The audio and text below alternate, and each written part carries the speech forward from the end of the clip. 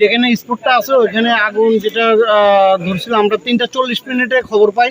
খবর পাওয়ার সাথে সাথে আমাদের মোংলা ফায়ার স্টেশন থেকে ধরে বাগেরহাট, শরণখোলা প্রথমে অ্যাটেন্ড করে টোটাল 4টা ইউনিট আমরা এখানে এসে উপস্থিত হই এবং ডেলিভারি হোস আমাদের পাম্প সেট আপ করে আমরা প্রায় 1.5 কিলোমিটার পর্যন্ত এগোতে পেরেছি।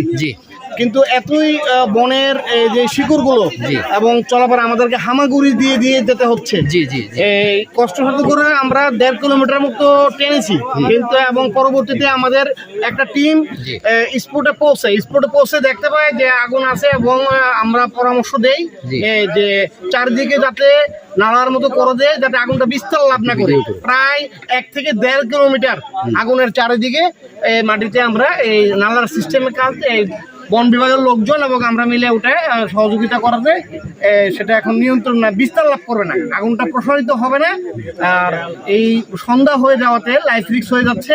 সেক্ষেত্রে কর্তৃপক্ষের সাথে কথা বলে আমরা আপাতত কাজটা আমরা ভিতরে ঢুকতেছি না, আমরা ইনশাল্লাহ আগামীকাল সকালবেলায় আবার কাজ শুরু করব। বন বিভাগের কোনো কর্মচারী বা কর্মকর্তা ডিএফও জনাব নুরুল কবির সাহেবের সাথে কথা হয়েছে। উনি আছেন ভিতরে? না, উনি ভিতরে, ওনারা তো এক্সপার্ট, ওনারা ওইখানে স্পটেই আছেন। কিন্তু আমরা ঢুকতে অনেক ব্যাকআপ পেতে হচ্ছে। ওই যে স্পটে যাওয়া এবং আমাদের পাম্প ইকুইপমেন্ট নিয়ে যাওয়াটা খুব কষ্টসাধ্য।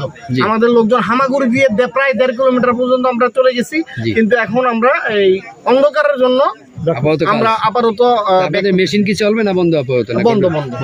ধন্যবাদ আপনাকে, ধন্যবাদ।